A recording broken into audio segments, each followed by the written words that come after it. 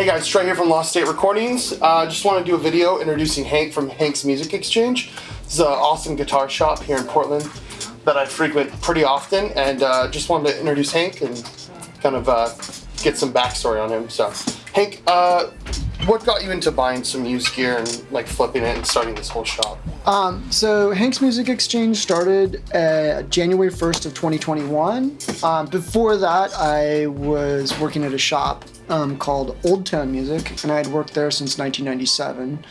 And before that, I was kind of a teenager before that, kind of hustling things and not being able to afford things. So, you couldn't really have two things, could only have one thing, so I'd have to sell one thing to get the other thing. And that's what a lot of musicians do. And I've always loved gear and loved, the subtle mysticism of the physical musical gear here, just because, you get something like this with cool knobs on it and sparkly colors, and then all of a sudden it's got a little magic to it, you know what I mean?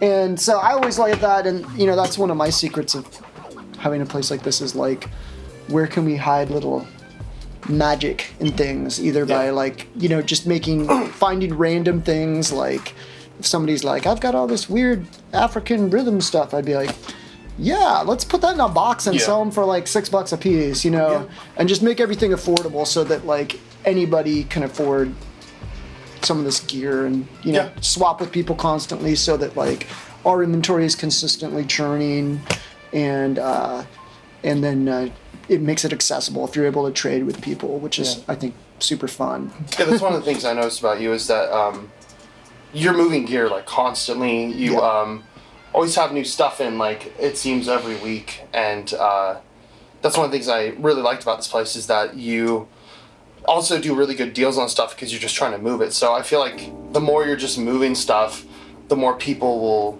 come in, they'll find something new that they'll want to buy. So it's kind of, I think, from a selling standpoint, I think it's smart. Yeah. What do you think is some of the things you struggle with as far as running a business? And nowadays, especially with a lot of just the influx of stuff coming in, moving stuff really well. Yeah. Stands out. Is there anything else that you think is kind of difficult as far as running this shop? So I don't think it's super difficult for us to price things affordably. In fact, it's easier to price things more affordably because you don't have to put in the effort to try to sell it. Because if you know something better than I do, which there's going to be some things you're going to know better, and in general, customers are going to know better than me. I might know 50% of it pretty dang good, but there's going to be people that know that other 50% that I'm going to be like, I don't know anything about that, but I saw what they sold for and I priced it cheap.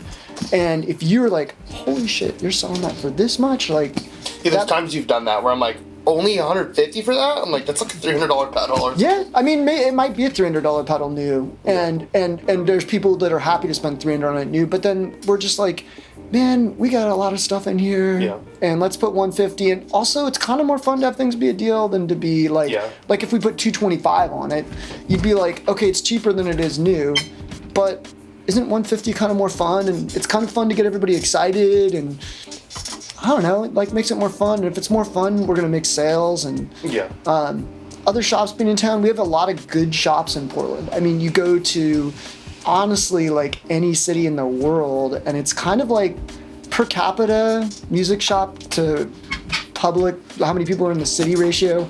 Portland's kind of the best probably in the world, honestly. I mean, and we have really good shops. You go to big cities. I've definitely gone to big cities that are way bigger than Portland, and there's nothing. It's this is or just Guitar Center or something like that. Or a Guitar Center, and that's it. Or a weird mall store where you're oh, they've got Squire and they sell flutes, and you're just, they have flutes and you're like, oh, okay, clarinets and Squires. And then you're like, oh, there's a Boss DM2 used for $99, and you're like, well, you're bored by it, you know what I mean? And and that's cool for the 9-year-old that's playing flute, and all that jazz. But I don't know, I want to see a dusty place with a whole pile of random things that I don't know what the heck is that?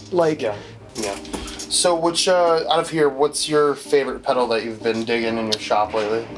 It's sort of not a pedal. I've got this one from Electro Harmonics called the Crash Pad, which I think they might be discontinuing. There was that old one, right? It was a big like foam pad thing. Yeah, there was a couple different versions of the original version, which was it's an analog oscillator, drum oscillator, basically. It's a synthesizer essentially. Yeah. So this is a momentary button, and this goes like. So I have one of these, and I use it with recordings, and I might just stripe it over everything and be just on the one, and just be like, Yeah. And then you can play with the decay, and it has like a noise generator and a filter, and it's one of those things that I love. It has an input section. You can run a pad into it. Yeah. Well, thanks, Hank. Cool. Yeah, thanks, dude. Yeah, thanks, Trey. Appreciate it, man. Yeah, man. Absolutely. All right. Cool. Bye. Bye. I want to thank Hank for letting me interview him, and also check out the sick bass playing. Anyways, go ahead and check out the Hank's Music Exchange website, and go ahead and follow them on Instagram. And if you're ever in Portland, Oregon, come on by and stop by Hank's and look for some awesome used gear, some new gear, but mainly used at really good rates. And yeah, thanks for watching, and go ahead and subscribe.